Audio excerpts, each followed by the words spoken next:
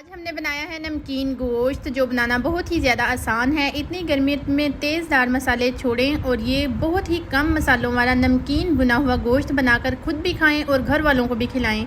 इंशाल्लाह ये रेसिपी बहुत ही ज़्यादा आप लोगों को पसंद आएगी। कम इंग्रेडिएंट्स में कम बजट में बनाना बहुत ही ज़्यादा आसान है।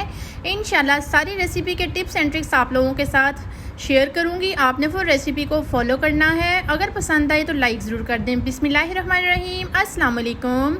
यहाँ पे मैंने ले लिया है बीफ, 2 किलो गोश्त है। यहाँ पे मेरे पास है एक मीडियम साइज़ का प्याज, 3 से 4 अदद मेरे पास है। लौंग है 2 अदद तेज़पात, 2 मोटी इलायची और इसमें है हाफ़ प्याली लहसुन का डाल दिया है।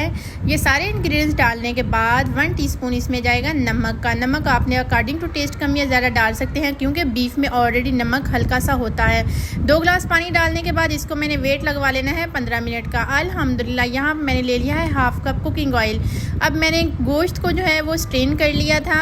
यखनी मैंने अलहदा ही निकाल ली थी। अब मैंने ऑयल में इसको 2 से 3 मिनट तक फ्राई करना है। ये बहुत ही ज़बरदस्त नमकीन गोश्त आजकल ट्रेंडिंग में बहुत ही ज़्यादा जा रहा है, इसलिए सोचा आप लोगों के साथ इसकी बहुत ही आसान सी रेसिपी शेयर करती हूँ। इंशाल्लाह आप लोगों को बहुत ही ज़्यादा पसंद आएगी। हमने इसमें ड्राई मसाले डाल लेने हैं। इसमें बहुत ही ज़्यादा कम यूज़ होते हैं। 1 टीस्पून जाएगा नमक जब मैंने बॉईल किया था तब भी डाल लिया था। हाफ़ टीस्पून काली मिर्च और हाफ़ टीस्पून भुना खोटा ज़ीरा और खुश्क धनिया का पाउडर है।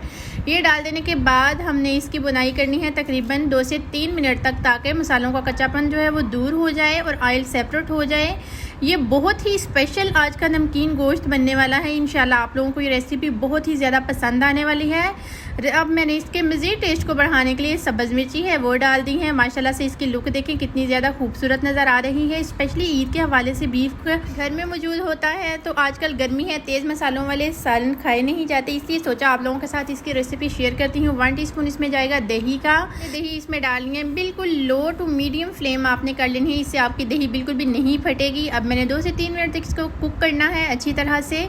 माशाल्लाह से देखें इसका कलर कितना प्यारा सा खूबसूरत सा नज़र आ रहा है। ये जितनी देखने में आपको खूबसूरत नज़र आ रही है भुना हुआ नमकीन गोश्त कढ़ाई, इससे कई गुना ज़्यादा आपको खाने में इसका टेस्ट महसूस होगा। मैंने इसमें हाफ़ कप यखनी जो अलहदा निकाल ली थी वो डाल देनी है। इसको 2 से 3 मिनट तक दम पे लगा देना है। माशाल्लाह अल्हम्दुलिल्लाह ये बहुत ही ज़्यादा हज़म है। इंशाल्लाह अगर आप लोग ये एक दफ़ा नमकीन गोश्त बना के खाओगे तो आपके मैदे में बिल्कुल भी नहीं जलन होगी। ये आप लोगों को बहुत ही ज़्यादा पसंद आएगा।